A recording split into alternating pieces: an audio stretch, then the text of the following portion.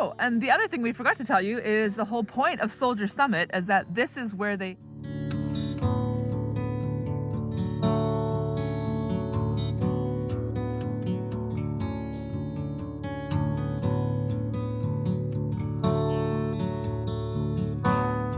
I think if we had a 4x4 we could try it, but we drove the we Dempster. might bottom out and... We drove the Dempster. The whole road looks like it's going to fall right in.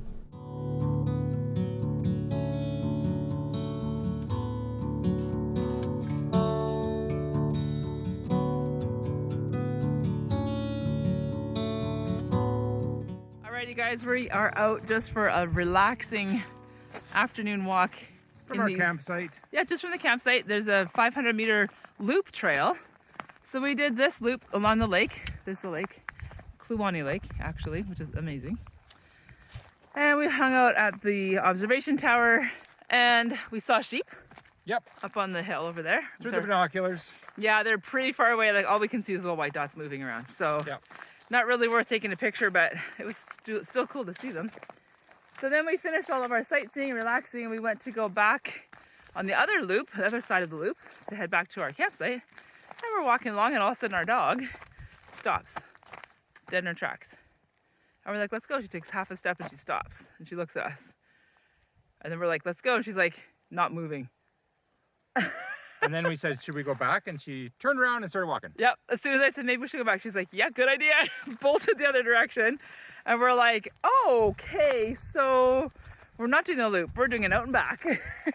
And the warnings all do say there are bear here. Oh, they say this area is always has bear. Very popular with grizzly bears specifically, to the point where you are not allowed to camp in a tent in the campground unless you're within the electric fence off area. Anyway, so we're just saying, pay attention when you're out here. We do have our bear spray with us. Yeah. But I mean, ultimately you don't want to have a bear encounter. That's the whole idea, right? It might be negative. It could be a negative encounter. So we're just keeping an eye on the dog. She's doing good so far, but she'll walk like 30 feet ahead of us, and then she stops and looks to the forest, and then she looks back at us. And then she'll walk another 30 feet, stops, look to the forest, and looks at us. As in, I'll make sure it's safe up here.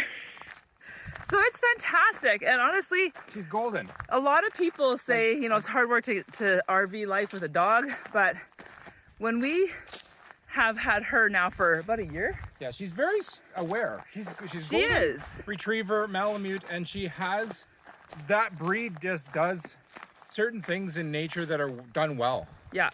So yeah, she's big. Yeah, she takes up a lot of space. We will be doing a video sometime this winter about RVing with dogs, because I think that is something that a lot of people have questions about and want to know more.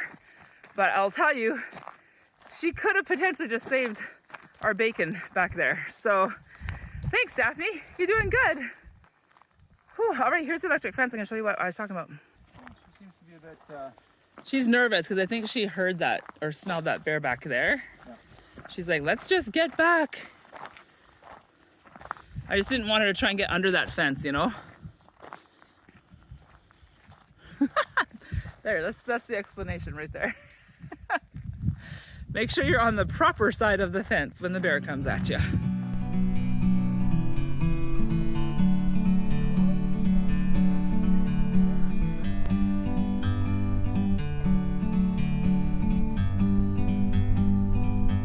Like a bird on a tree.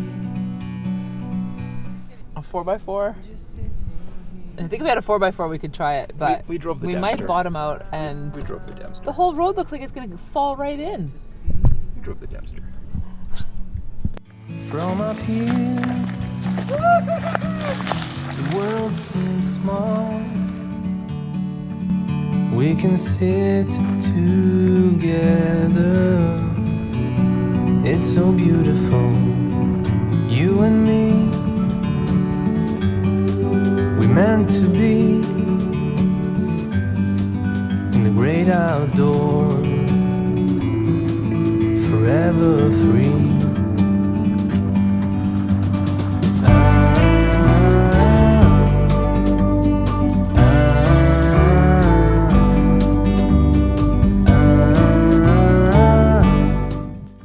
Well, good morning, or, you know, in our case, good afternoon, because we're never really morning people. We left Congdon Creek Campground and we are now at the Soldier Summit. We're going to do a little bit of a trail here. I don't think we'll do the 5-day hike, but we might do, an hour. And bear encounters are likely, it says. So that's interesting. We do have our bear spray. We are in the national park. We will be keeping the dog on leash because not only for the bears and not wanting to be a problem for them, but also for the sheep. Yes. The Dall's sheep are out here. So we want to, let them feel safe in their territory as well. Oh, this is a bit of a steep climb already. Yeah. And also still out of shape. Maybe one day we'll actually get in shape. What does that actually mean? I have no idea. I don't know. It means hiking every day and working out and eating healthy. We've got time for that. Look at the colors. It's so bright and yellow out here. I love it. And I got a new shirt. Says Yukon north of ordinary.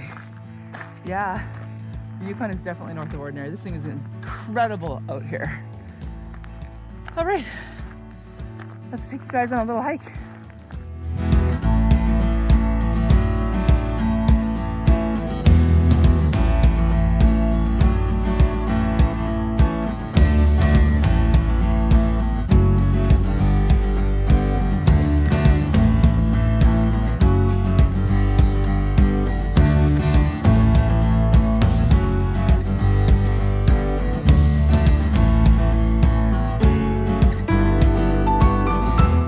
And this is where Kent wants to go.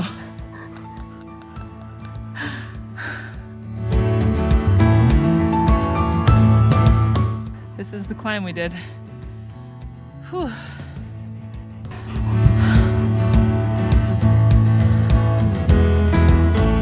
So, I think I'm about done. I think I've reached my limit for today. Ever since I had COVID, I just don't feel like I can push myself harder and harder. And that was in February. And then people coming down said, oh yeah, there's lots of sheep up there. Yeah, they said there's sheep, but I don't see any. Alrighty, we're gonna have a little snack, a drink of water, and then I think we are gonna head back down this mountain. But isn't that a beautiful view?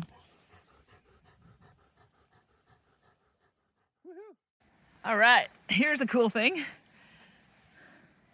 Canada's national parks has red chairs set up in really pretty locations so you can sit in the chairs and just sit and enjoy a beautiful view.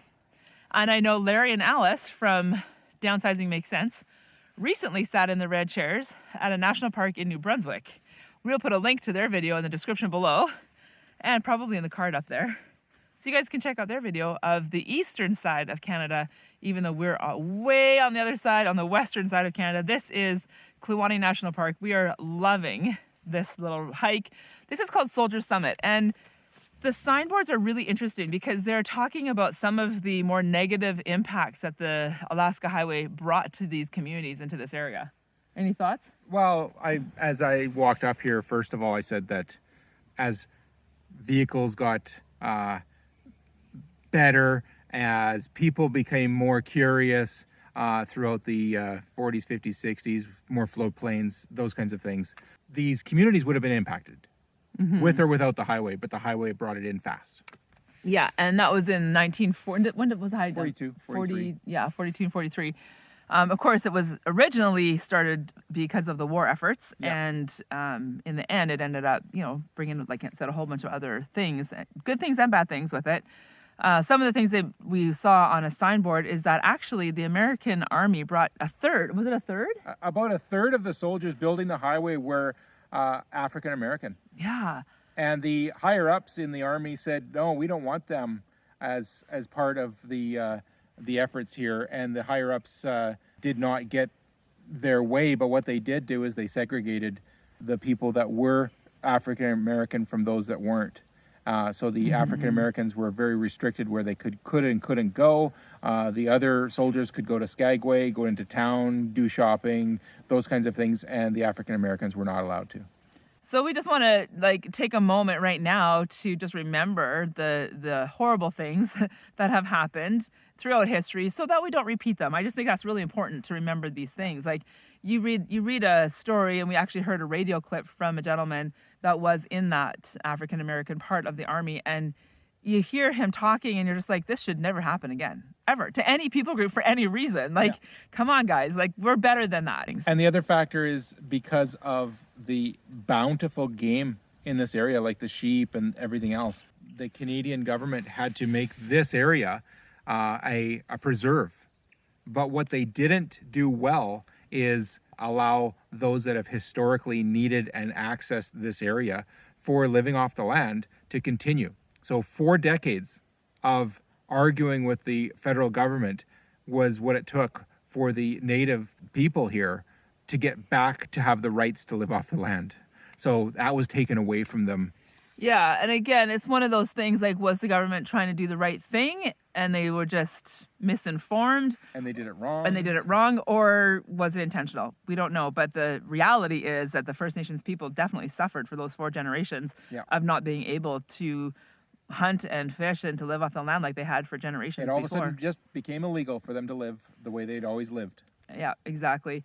And then another signboard that we were reading here is talking about the residential schools and how the Alaska Highway was really the route that they used to come into these communities and, you know, round up the kids and take them to the schools in different areas of the country. So I'm sure you guys have heard lots of things about that already, so we don't need to ponder that too terribly long, except to say that it was horrible. It's an atrocity, and it should never happen. It did happen? It did happen. It should never happen. It should never have happened. It definitely should never happen again. So let's just make sure that we take a moment to just appreciate one another as human beings, to value someone who thinks differently than you do, who maybe lives their life in a completely different way than you live your life, and appreciate who they are. And they're made in the image of God, and they're valuable, and we should be honoring and protecting each other, not going against each other. So yeah, just wanted to take a minute to kind of get a little serious. We don't do that very often on our channel, but coming up on this hike, there's all this information, and we're just like, you know what, we need to share some of this, of the other side of the story. So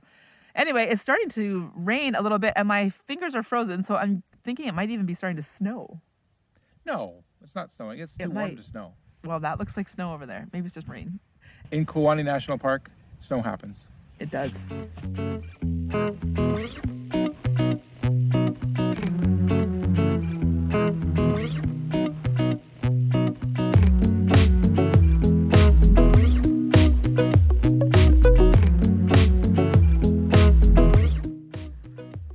I forgot to tell you that the whole point of this Soldier Summit location is that this is where they officially opened the Alaska Highway.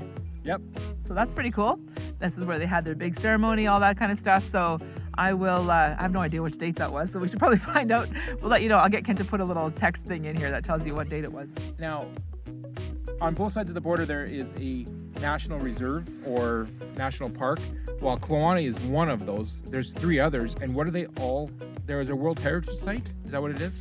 Yeah, there's 4 altogether, is that what you said? Yep. Yeah, and they are a UNESCO World Heritage Site. Okay. As a combination of all of them. Excellent. Yeah. All right, let's go explore Pretty some more. amazing places. Let's go. From the Soldier Summit, we're looking down on the blue-green waters of Lake Kluane, surrounded by the white ramparts of peaks that tower 10,000 feet above us. Kluane waters are too deep to freeze, but they're steaming and smoking in the cold, and the lake glows like an emerald in a setting of gigantic diamonds. It's bitter cold here today. I'm not permitted to quote temperatures, but I can tell you that all of us up here envy all of you by your firesides out there. It's a very colorful scene nonetheless. On either side of the dividing tape that is symbolic of the Yukon-Alaska border fly the stars and the stripes and the Union Jack. On the Canadian side of the line, we have a detachment of the Royal Canadian Mounted Police, the real soldiers of this frontier land. And on the Alaska side are the American troops standing smartly to attention with their Parker with gunners and their skis at the present.